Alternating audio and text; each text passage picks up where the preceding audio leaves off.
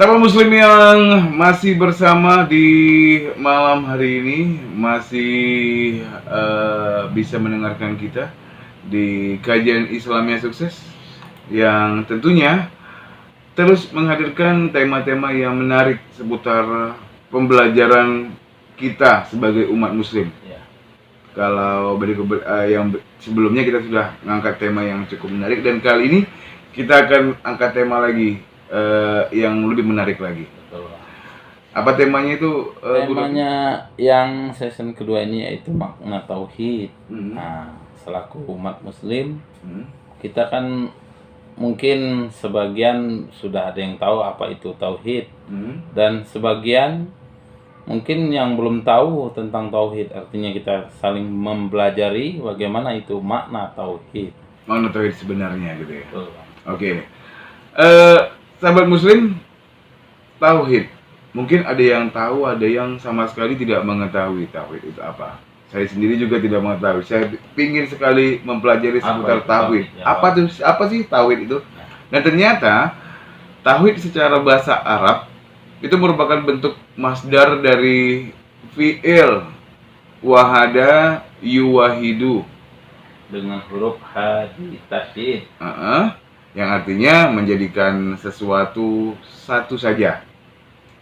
Syaikh Muhammad bin Salih Al-Utsaimin berkata, makna ini tidak tepat kecuali diikuti dengan penafian, yaitu menafikan segala sesuatu selain sesuatu yang kita jadikan satu saja, kemudian baru menetapkannya. Itu yang mengungkapkan Salat Satil Usul. Ya? Ya, 39 ya.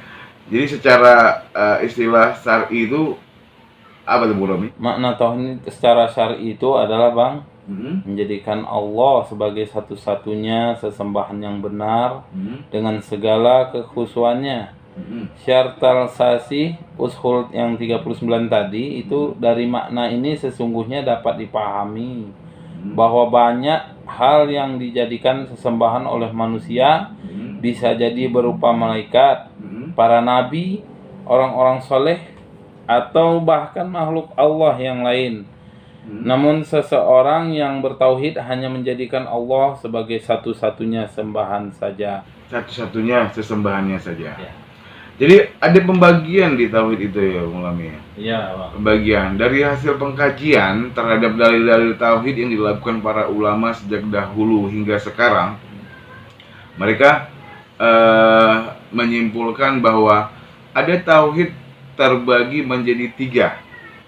Ada tauhid terbagi menjadi tiga, yaitu tauhid rububiyah, tauhid uluhiyah, dan tauhid al-asma wa sifat.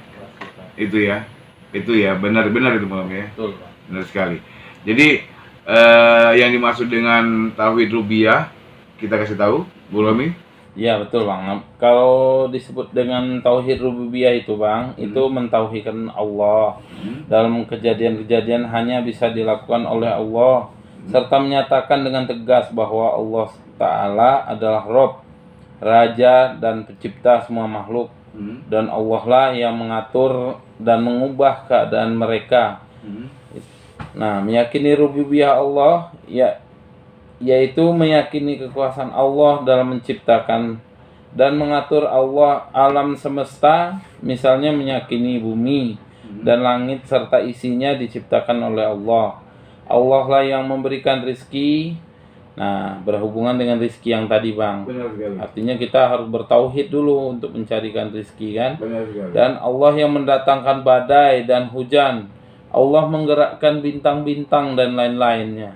Benar sekali. Ya, dinyatakan dalam Al-Quran surat Al-An'am ayat ke-1 dalam artinya segala puji bagi Allah yang telah menciptakan langit dan bumi dan mengadap gelap dan terang. Gelap dan terang. Ya, dan perhatikanlah baik-baik tauhid rububiyah ini diyakini semua orang baik mukmin maupun kafir sejak dahulu hingga sekarang, bahkan mereka menyembah dan beribadah kepada Allah Hal ini dikabarkan dalam Al-Quran yang dalam surat Az-Zukhruf ayat ke-87.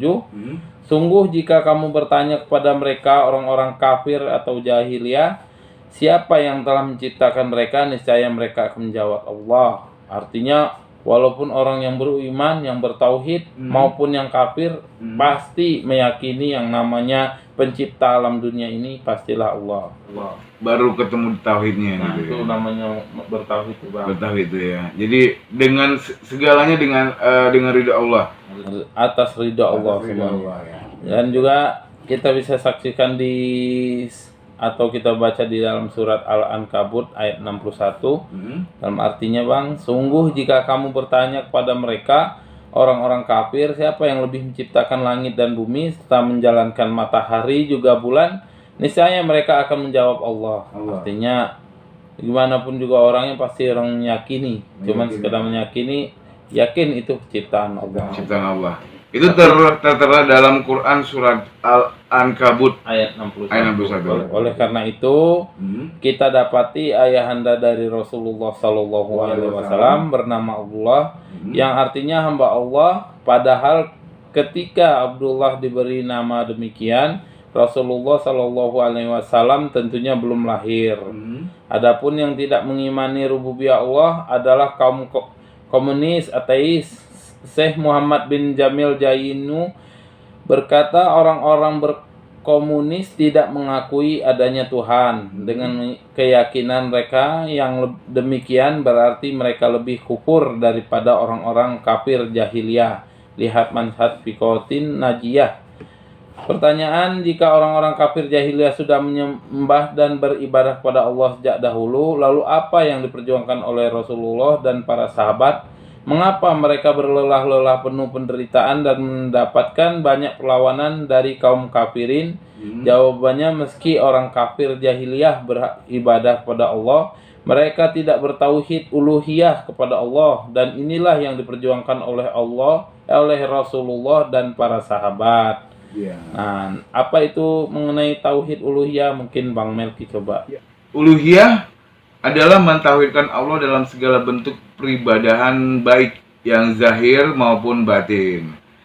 Dan ada dalilnya itu. Iya, betul. Dalilnya itu hanya Engkaulah yang kami sembah dan hanya kepada Engkaulah kami meminta pertolongan. Itu dalam surat Al-Fatihah ayat 5 ya, ayat kelima. Sedangkan makna ibadah adalah semua hal yang dicintai oleh Allah baik berupa perkataan maupun perbuatan. Apa maksud yang dicintai Allah? Yaitu segala sesuatu yang telah diperintahkan oleh Allah dan Rasul-Nya, segala sesuatu yang dijanjikan balasan kebaikan bila melakukannya, seperti sholat, puasa, bersedekah, menyembelih, termasuk ibadah yang juga berdoa, cinta, bertawakal, istighosah, dan isti'anah. Maka seorang yang bertauhid uluhiyah hanya menyerahkan semua ibadah ini kepada Allah semata dan tidak kepada yang lain, sahabat muslim. Sedangkan orang kafir jahiliyah selain beribadah kepada Allah, mereka juga memohon, berdoa, beristighosah kepada selain Allah. Dan inilah yang diperangi Rasulullah.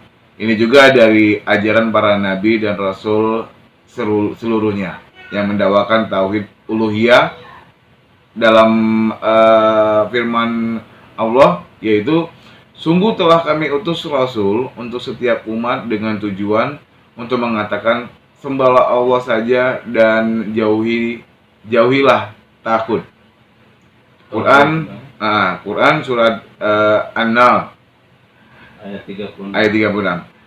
Sedangkan saya Dr. Salih Al-Fauzan berkata, dari 3 bagian tauhid ini yang paling ditekankan adalah tauhid uluhiyah.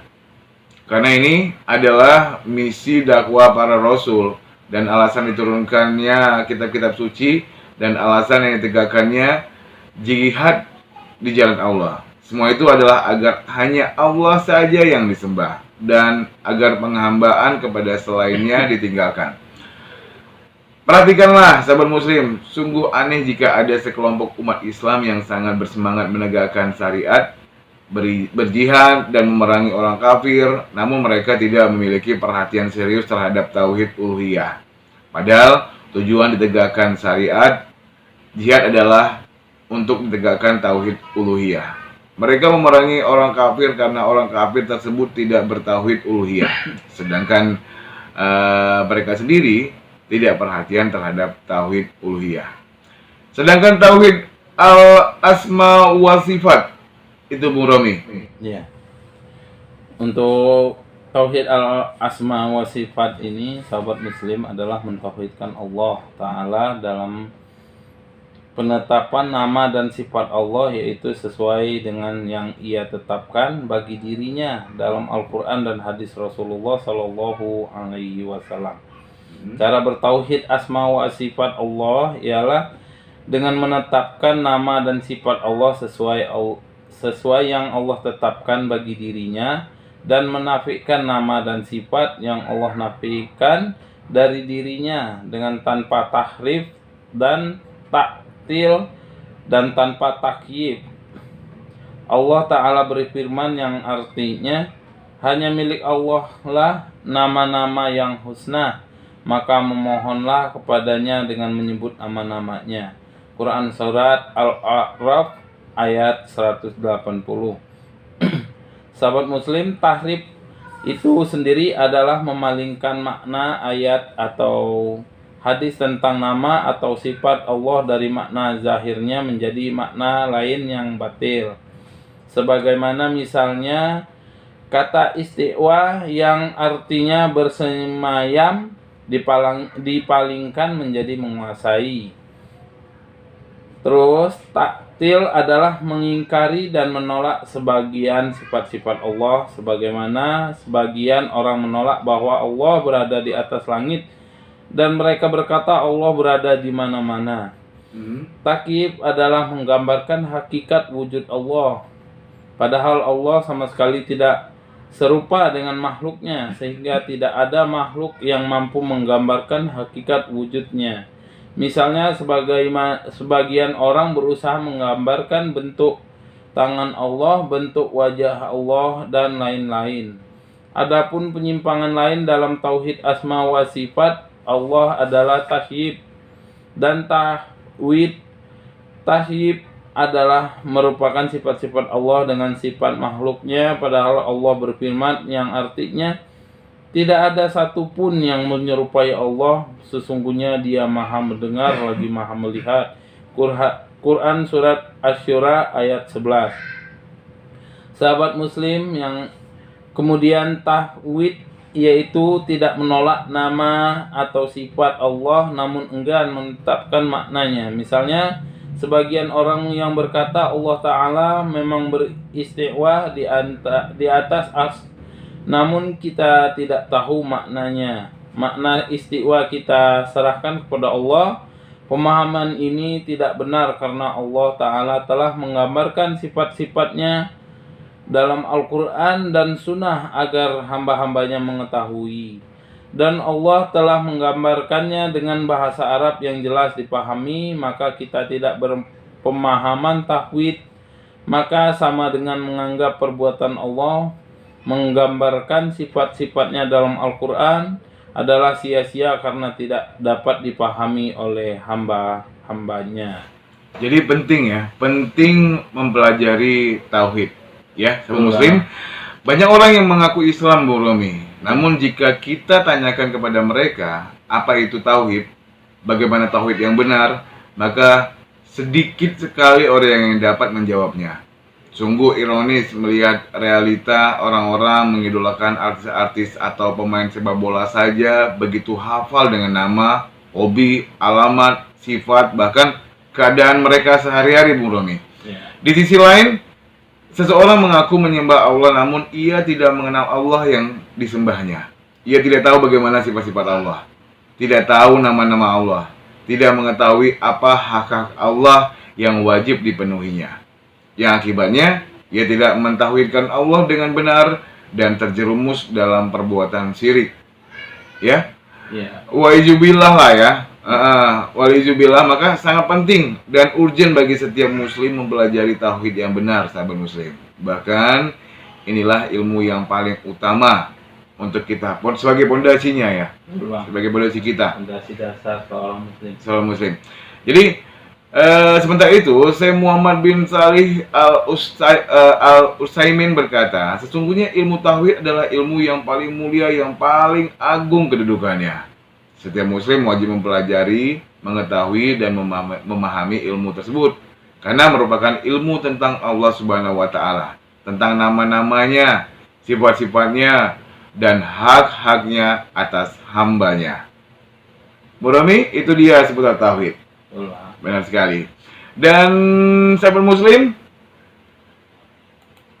nampaknya sudah di akhir acara ya. Iya, udah diambang. Udah diambang acara.